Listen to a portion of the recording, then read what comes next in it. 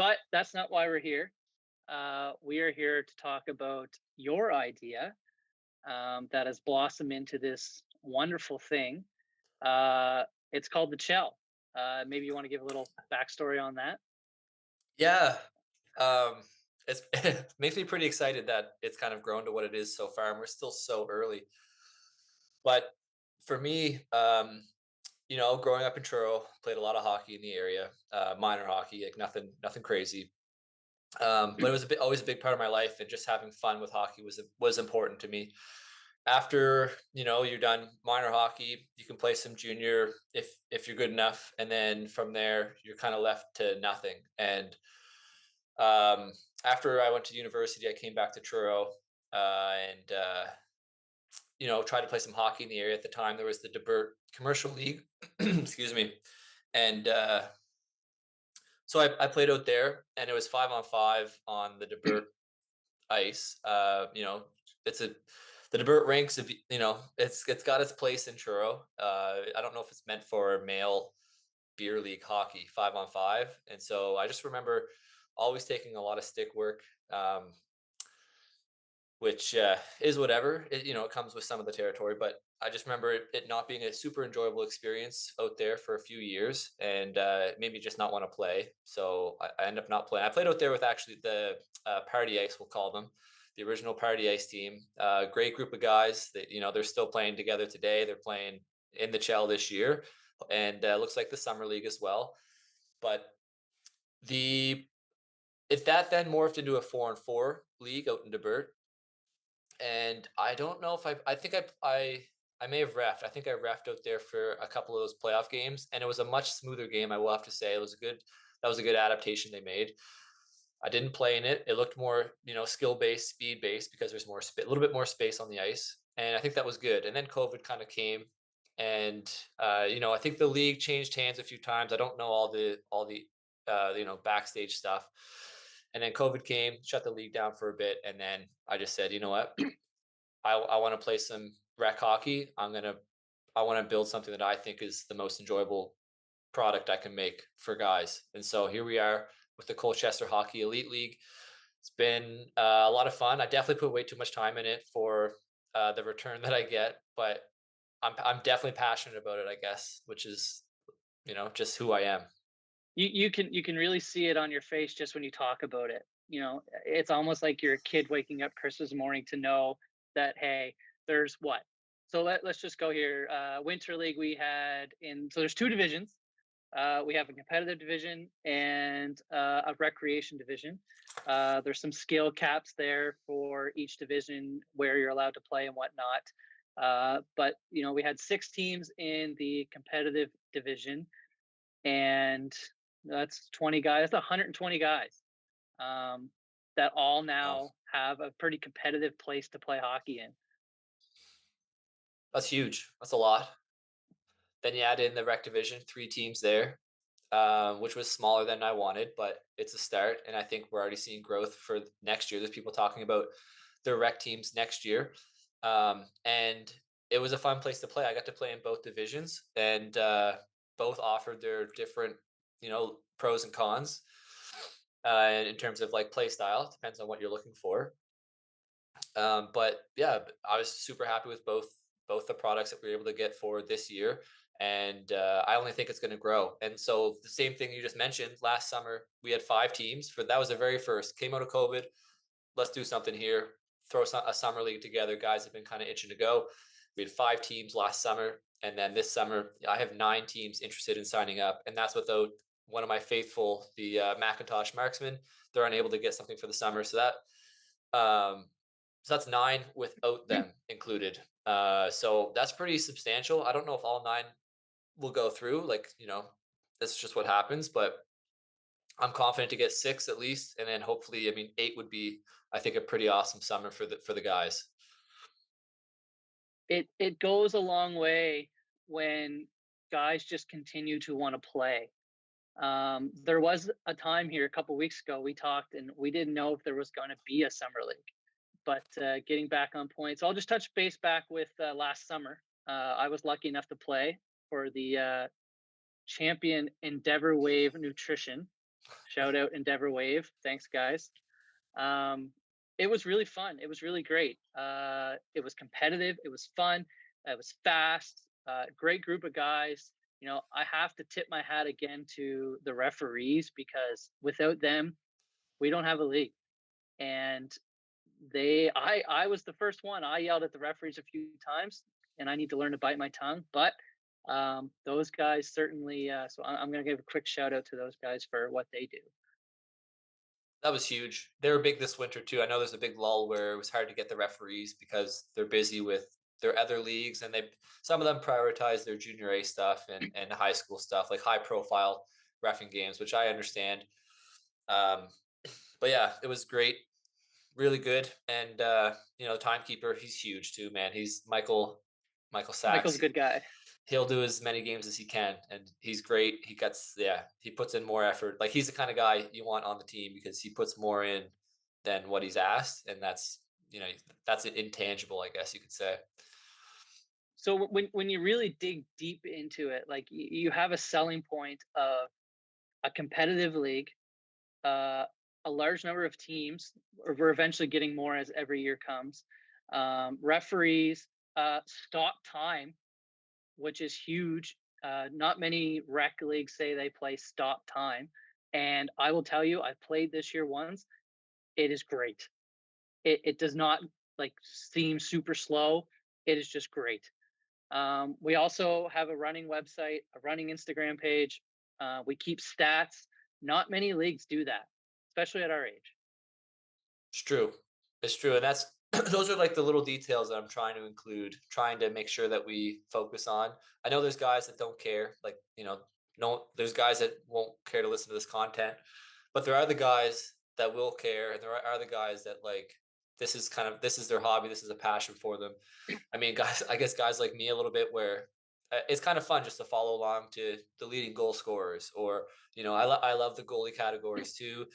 Um, it's kind of sometimes it's kind of maybe not their preferred stats to keep because recreational hockey, there's typically a lot more goals, so some of the stats for the goalies might be skewed a bit that way. But yeah, I think it's a really nice touch, and same with the music. I think that's just something. Well, there's somebody there in the timekeeper's box. Why can't they play music as well? But I think that's also a little touch that where else are you going to find that with a beer league? And again, there's going to be guys that say, I could care less about it. That's fine. But there are guys, and maybe even if it's just me, that's fine. I love the music. I love, like, it's just nice. I hear the chatter, people, and you can sit there and say, "Hey, I don't care." But I'll tell you right now, we presented 2 trophies this year for the first time, and I was lucky enough to present both of them. And the look on everybody's eyes when I brought those trophies out, they care. They might tell you they don't care, but they care. It was a pretty cool moment, to be honest. And yeah, and I know the Hogs, the Unicum Acre Family Farm Wild Hogs, they were pretty excited in the dressing room. They were kind of like, "Oh, like, I didn't realize that you got this for the league," and that. So it is nice to hear those comments coming from it. Um, but yeah, again, for me, giving these guys a place to play that's affordable as I can make it, and a fun experience, is those are the two biggest things that I strive to hit. So I think we've done a good job so far, and I think like we'll just continue to. I mean, I chat with you all the time about how do we improve this. What do you think about this? Do we take out assists because people are saying their stats aren't correct? Like, all these different things. There's always going to be a growth. There's always going to be things changing over time. As long as it's changing for a better experience, I'm happy. So, all right, our competitive and rec division winners. Uh, competitive division, which I think we will rebrand that next year to the elite division because it is the elite league. And we can get into more of the history of that in a couple episodes from now. But um, yeah, the Unicomb Acre Family Farm Wild Hogs, led by, I mean, honorary captain Steve Unicomb. That's Um, a tongue twister. Unicomb Acres Family Farms, Wild Hogs. Little side note, um, they had quite the jersey carousel for the year, and one massive mistake on some jerseys. Oh man. That was tough. Yeah, that was an Uh, interesting situation. um, and for those of you out there that know the story, um, it's a funny one, but hey, everything was rectified. Everything went unhitched. 11-1. They're a pretty good team, eh? They were solid. They were solid. Now don't give me that look. I know you're looking at me like I was on that team. Trust me, I was You, the reason. I tried to balance them. I tried to like pull them down. I was the reason that they were a little bit worse than they were. So when you have, and I know we're going to touch on this a little later, but when you have the all-star forwards, the all-star defenseman, the all-star goaltender, um, you're going to have a pretty good team. And we can sit here all day and say that, oh, it's beer league again. Nobody cares. Nobody cares. But these guys are good hockey players. Um, you can look up some of them on Hockey DB if you want to. Bruce Gillis, former Moosehead. You know, this guy is a good hockey player. He was a treat to watch. Yeah, maybe I have a little crush. He's pretty good. He's pretty good. he's a good hockey player. Good dressing room guy. Um, for those of you that don't know, we do have an Instagram. Look it up. Colchester Hockey Elite League on Instagram. We have an interview with Bruce after one of their playoff games. Very well done. Thank you, Bruce, for that. I believe it was the start of the Instagram becoming a bigger thing.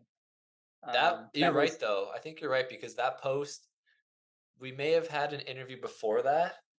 We did, I no, think. no, no. I That don't was the think we first did. one. That was the first one.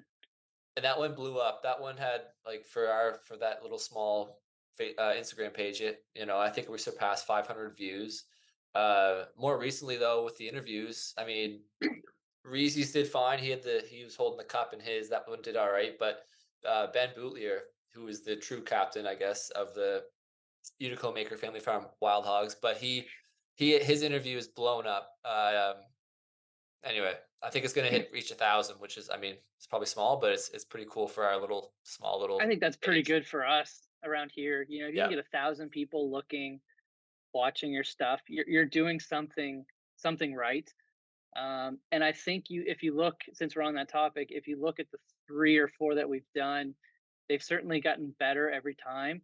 Um, when the recreation division, which again I think will be rebranded next year, um, that's a topic to be discussed probably off camera because we can do that there's some live. Let's there's do that some live. rules that we could well we need Not to today, but discuss we the can do that rules live. Yeah, on yeah. skill cap for that division. Anyways, we had a nice on ice interview with captain of the Blunt bartender team, Mark. He on ice. That was very well done. Um, That was a nice little warm up interview too, where he's kind of hyped for that finals. It was kind of fun to do too. I jumped on the ice. I think we'll try to do more of that pregame stuff. You know, we're hitting the big time here. Like, we're getting there. That's what they do at the pregame NHL, and that's what we're striving for, right? yeah, this is the Chell, so we're going to try to do as best we can It's to. close enough. It's close enough for again, when I brought those trophies out on the ice to see the reaction from the guys and seeing, Unicomb, what's Unicomb? 35, 36? Like Steve, yeah. he's I think he's 29, 30. Oh geez. Don't post that. But like to see the excitement and joy on his face, just, it's about the guys. It's about the Definitely, guys in the dressing 100%. room.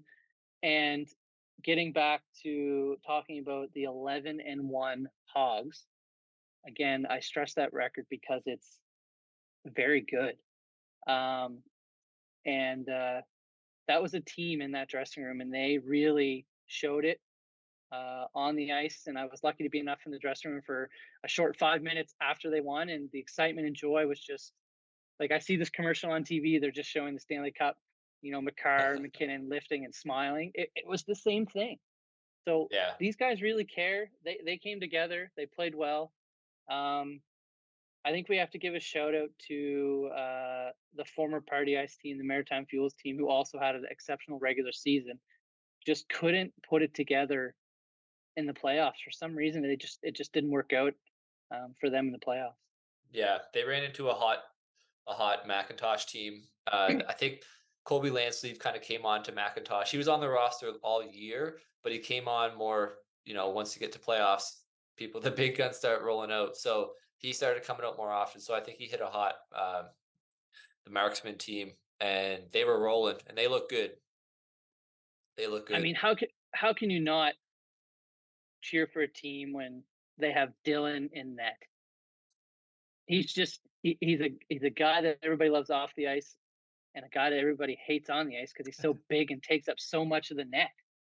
Yeah. Um, and he played well in those two games. I think he got hurt later when they played the Hogs in the final, So but that game must have been game one of the final. I don't I remember though. think because he was questionable for game two. No, you know what? I think it was game two of the series with Party Ice, and then it went into Oh, the okay. final. Maybe I'm not sure anyway, but uh, Um, yeah, that Hog Speaking team. of that, No, go ahead. go ahead.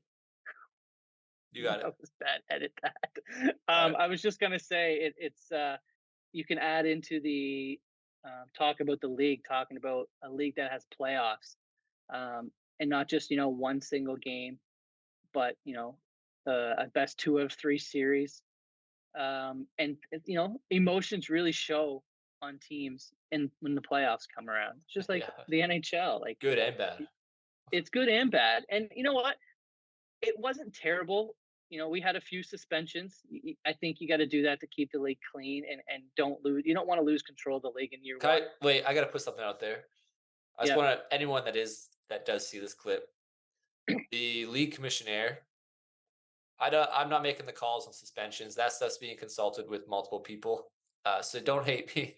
I'm just the messenger, really. The referees kind of give the recommendation, and then if there anything further is needed, there's a slew of guys within the referee culture, beer league, and kind of junior level that are kind of consulted with those. And I usually take the lesser of the sentences. Now, anyway, I just had to plug that in there just to make sure No, if anyone's that holding grudges, I just think let it that's go. fair. Anybody who holds a grudge can, you know what? I'll rip your contract up and you can leave and go play somewhere else. Right? Like, I Fair. mean, when at the end of the day, and we talk about this all the time, and I say it to everybody that comes into the store and I talk to, we all have to get up tomorrow. We all have to go to work. We all have lives outside of the shell. You, for example, you're a family man. You got kids. You got obligations. You can't be at every game. You can't see everything. So you really have to take the word of the referees in these situations, and you have a committee that you talk to, and you make a decision. What's best for the league? You know, if guys want to fight, okay, fight. But you know what? You're probably not going to be coming back. I'm sorry. Yeah, there's just no place I, for fighting, like guys dropping the gloves. If you want to do that, just don't do it in the league. Just go in the parking lot or something like, you know yeah, what I mean? And it just wouldn't yeah. happen. It just doesn't happen out there. Which is that if it's not going to happen out there, then it's not worth fighting about on the ice. Like it's just hockey. You can lose a hockey anyway. We can get into that stuff uh another time. But I think you were headed to the. I think I want to touch on the 11-1 Hogs. Yep. I don't want to toot their horns because I was on that roster, and like I said, that's a bit Well, of you don't a have to. I'll toot their horn for you. Um, they had a plus 30 goal margin, and that is partly in due to Spencer Scott. God bless his heart. Missed the first few months of the year. And saying that, I think Jack Lyons deserves a huge shout out. Um, got the Hogs rolling in the season. Um, and he was I'm just steady. He was yeah. super steady. He kind of knew what you got out of Jack when he came to the dressing room, and he's a good locker room guy, super chill. And yeah, he just loves playing goalie, man. And he's kind of like a silent killer. Like he's not too vocal till you get a few drinks in him, but yeah, he just kind of came and he just did his role. We let him down that one game against the Maritime Fuels there, and just wasn't a great. No one kind of showed up to that game, but Yeah, he was great too. So I'm glad you threw him in there. Yeah, no, he definitely deserves some credit. Um, because I think the third option was a guy who played forward slash defense for you, and he we love him, Jesse. We love you. Um, Wait, but your wait, days wait, are wait. You got to say this on camera though. You're saying he was the backup to the backup. he was the Jesse was the backup to the backup, and you know what? He might have even been the backup to the backup to the backup if we want to get going, because I'm sure you would have jumped in nets. Um, Jesse's more of a defenseman now. I like when Jesse plays out. You know, You know what? he He's good too. He's better oh, than nice he's goal. who scored. Dallas up 1-0. Nice. He's honestly, and I'm not just saying this. I think Jesse's like a more talented hockey player than I am. The only thing I can do is like I think I can skate a little bit and maybe my work ethic because that's all I really have to fall back on. But Jesse can shoot better than I can. He can probably pass and stick hand. He's just an athlete. Jesse's just a natural athlete. Absolutely, yep. And he made sure he was one of those guys that he let you know how many points he had the night before. He always did. 3 assists every night. 3 assists. Good on you, Jesse. Good on you. I don't know how you can have 99 assists with only 88 goals scored for, but if his He'll math fit. is, Yeah, yeah. Um, but yeah, so I mean, the Hogs. You can sit here and have a whole episode probably about the Hogs, but there were six teams in the league this year. Macintosh Marksman, who probably partway through the year had the best jerseys. Um, they look pretty nice. I do like them. I like their logo and everything. Novus Glass. do you see Mike Um, Monkey's jerseys though? Those are I pretty nice haven't too. seen them. No, I They did get not see the them. thing that they do well is they get the matching socks and like they're unique socks. It's not just like Yeah. so. It completes the uniform a bit more, I guess. Um, Novus had a great team. I just don't know if they gelled together. Um, Standout forward Brandon Burge. That guy is fast. Like He's good, man. He's he's got good. he can shoot. He can do everything. So he can He do it can all. skate. Yeah, skate, shoot. He can do it all. Um, the Titans. I still think they struggle with getting a roster together. I don't think the record shows how good that team could be. Um, Showing up to games with 7 and 8 guys is tough when it's a competitive league like it is. Um, Yeah, and and they dominated the summer league last summer, 2022. They were the team to beat, kind of thing. And so it was everybody was scared of the Titans last year in the it's summer. true. I did not like playing them. It's true, Um, and then we get to the winter, and we it's not that we saw a huge different team, but I think it was just you're right. I think there was some short benches and stuff like that that played part to it. I also think it shows to the growth of the league when you Yeah, you have a team that dominates so well in one season and you move to the next season. And I know it's different from summer to winter because different guys are playing, but they still had a good core group with Dylan, Frazier, um, you know, and Jacob and Nets. Um, they can still be really good. So I certainly expect a bounce back year from them next year. for sure. I do too. Um, but yeah, so things went as you would expect. Um, Unicomb met the Marksmen in the finals. Quick 2-game series. They won 2-0 for the first ever Winter Chell Cup champions. You were there now Um, for this for game two. You were in the building there, and I've yes, I was there for game 2. Yes, yes, yes, yeah, yes. I've been kind of playing around with this. Do you think the Hogs win that game without Spencer and net? It was a 3 nothing win. Do you think with a different goalie, um, we don't have to name anyone, but just without Spencer, like he was the kind of another goal. Carolina wins in overtime. Oh, nice. But okay, to answer your question, uh, I don't know because again, the Hogs are just so good. They were also missing Bruce that game. That was a huge loss. Um, Somebody who stepped up in the playoffs was Lucas Daw. Had a hat trick in game one. Uh, Played really well in game two. Um, and probably my pick, and we can dive into this if you want to, but my pick as the most underrated player in the Chell is Alex Cornell on defense. And I don't think it matters who you have in net as long as he is playing in front of you, you're gonna have a very good chance to win. I don't know about underrated though. I think he's. You don't think he's highly touted in the league? I mean he is, but I just I don't know if guys give him enough credit. Fair. He's a quiet guy, minds his own, does his own. He's a farmer, is he not? I don't know about that. He went back to Ontario though, so we do. The Hogs will miss him next year for sure. Truro will miss him actually in general. He won't be playing hockey here. Um, yeah, he was huge for sure for the He squad. was great. So I guess to answer your question, I don't think a Maybe. different goalie would have mattered. I don't have the exact shots for the game right here in front of me, but um, I don't think it would have mattered. Yeah, that's probably fair. And that's nothing. That's nothing against Macintosh Marksman. They had a great team.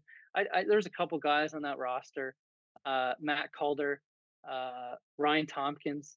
Those guys are hockey players. Those guys were fun to watch. I was lucky enough to also watch them play Maritime in game two, um, and they were just a step above. They're good to watch. They're fun to watch. Yeah, still, he had Kenny in that mix too. Kenny's a competitor, man. He likes to battle. He likes to compete. Yep, yep. That was a good team. Um, so just to end on the competitive division, the Hogs start to finish best team, and be interesting to see what happens next year with I agree. potential rule changes and maybe opening up to some more players coming into the league that didn't get a chance to play this year. Yeah, and I'll touch on that real quick because I do think it's a good thing to highlight. Is I think next year we're kind of looking at, and nothing's official change yet, but we're looking at adjusting if a player is 40 years of age or above and they've played, for Dal or in the queue, they won't be. They will actually be exempt from that rule, so they won't count towards the one player. So let's just, for a good example would be Bike Monkey with Casey Babineau. I don't think he's not over 40, but let's say Sandy McKenzie. If he was on the roster, he wouldn't be considered an ex-pro player, which he's played in Europe and probably other good hockey. So he would actually just count towards their junior A total percentage, which is 50% of their team, and they could technically roster Casey Babineau and Sandy and anyone else over the age of 40.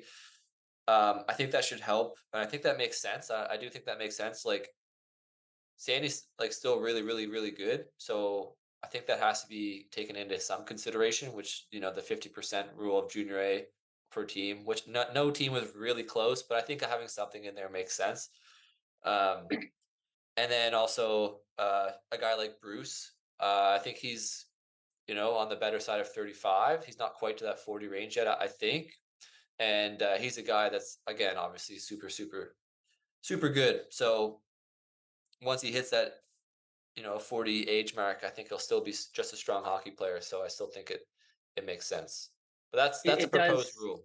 Yeah, for sure. And I think it's a great rule. Again, it does open the league for the other, the Sandy McKenzies, the Jamie Barbers and whatnot. If everybody, again, the whole design with the Chell was to create a place for everybody to play, a competitive, fun league for everybody to play. So we got to kind of adapt, and these guys want to play. We got to let them play.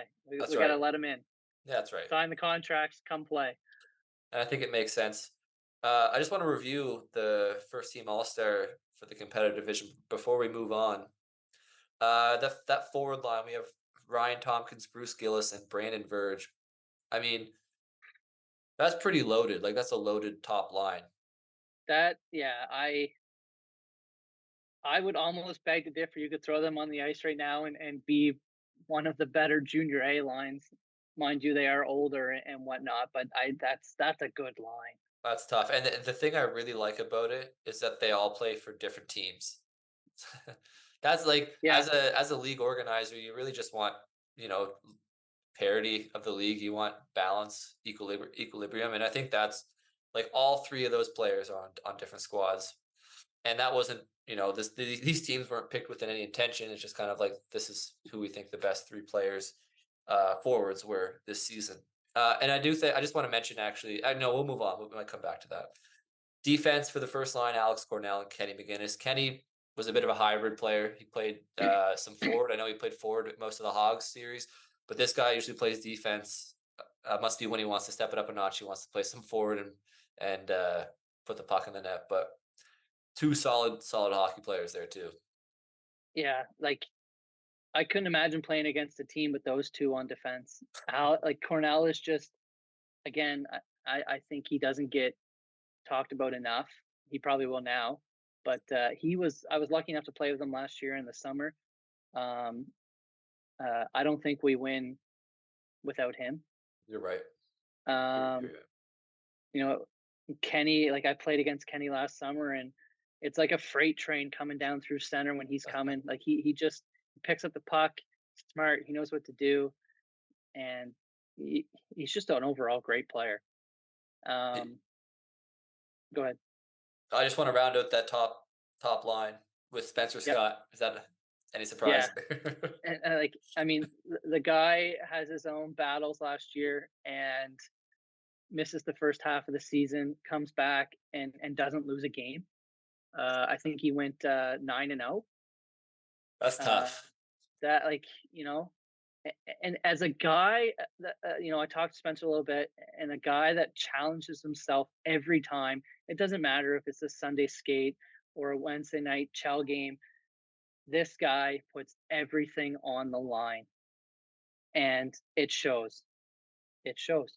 He's 100%. 9-0. Like, what more do you want from a goalie? And that's not to say that, you know, like Dylan's a great goalie. Uh, Brad Oostrom's a great goalie. Jeff Sims with Bike Monkey's a great goalie. Like these goalies are all good. It just seems like Spencer just puts an extra little bit into it, and you can't score on him. Yeah. Yeah, a little bit. We'll leave that a little bit. I think he puts a lot. He definitely Yeah. obsesses about goalies still, which is great. Love it. And I'll throw a quick shout out to Dennis Nolan. I think you missed him there, but he was Oh yeah. fantastic. He was Yeah. fantastic. He was a workhorse, man. I think we put 50 some shots on him one game, and yeah, he was a workhorse for the Novus Glass there. Second All Star team: Colby Lansleeve, James Shapley, and Matt Calder. Again, from two different teams, I suppose. Colby was fantastic. I think yeah, he was could have been a guy on that first team All Star. James Shapley, great year, and Matt Calder as well, great year for the Marksmen. That's a solid line as well. And then defense: Lucas Daw and Casey Babineau. Casey, I think, did take it a little bit lighter this year. He's just here to have some fun, but they still got a lot of raw talent. And then Lucas Dahl, like you just mentioned there a couple minutes ago, just an excellent postseason, but he was also pretty steady in the regular season. So big shout outs to those guys. Lucas had a hat trick. I think I mentioned that in game one of the final, earned himself player of the game for that game. You don't see too many hat tricks from defensemen in uh, in the Chell right now, but he certainly had one. It's true. And Dylan Bergmark to round out that second All Star team. And our third All Star team, just moving along, Ian O'Brien, great guy on and off the ice as well. And yeah, Ian O'Brien, Fraser White, and Rowan Sears. Again, all three from a different team, which is nice. And the defense there: Ben Lyons, Andrew Betts, two solid, steady defensive defensemen. Ben has a bit more of offensive prowess, but Andrew Betts, man, he is steady Eddie on that blue line. And then Dennis Nolan to round out that third All Star team. Those are some pretty good teams. It'd be interesting to put them up against each other. Um, I don't think there's a lot between a difference between the three. Like they're No, very good teams. you're right. They are super solid. I think there are some snubs as well. You could look at a guy like Navarro. I don't know if he had enough games played. A guy like Jimmy as well, Scullion. Is that how you pronounce that? Yeah, Again, super talented. I just don't know if he had enough. He kind of just showed up at the playoffs. But there are some more. There's other guys that are just as talented to crack these three that you could consider snubs. Matt and Brown, Matt Brown. he That played a was a game. tough one. He played a Played game. one. But yeah, you're right. Ben Bootlier, I think, was the biggest snub. I had a hard time leaving him off that third team All Star. And anyway, shout out to Ben. Ben, you had a great year, and you and Jane and Shaps, instant chemistry. It's crazy. It's better than Sedin twins. No, it's strong though. It is a strong connection on the ice. Yeah, and it certainly showed in the finals. And anytime either one of them scored, the other assisted. Like they just know where each other are on the ice. Yeah, It's what you want in a line mate, for sure. 100%. It's like McDavid and Draisaitl. Yeah, it's true. That is true. We're just running out of time here, Marty, but I just want to wrap up. We'll get the Rec Division next episode. Just want to give a congrats here to the Colchester Cup and Pink Ribbon organizers for 2 good tournaments there in Truro. Matt Shipley and company. There's a lot of moving parts with that. I think you were involved as well. And then Ellie Shipley for the Pink Ribbon. So 2 great tournaments to end the year, the winter year there. But the one thing I do want to mention, but we have about 3 minutes left here, the Summer Slam. This is the first tournament in Truro that we will see outside of the winter. So did I say that right? This will be the first recreational hockey tournament in the summer, I think, for adults. And save the date. We've posted it up on Instagram. August 3rd to August 6th. It's a bit of a that is the long weekend in August, the Natal Day weekend, if you do get that holiday. But we'll start on the Wednesday. Not everybody does. I know. But we will start on the Wednesday and kind of work through. I'm really excited about it. I'm really excited about the showing Truro a different kind of tournament, the same tournament, but a different, how much I can invest into a weekend tournament. And anyway, super excited. There's going to be male and female divisions there, probably one of each.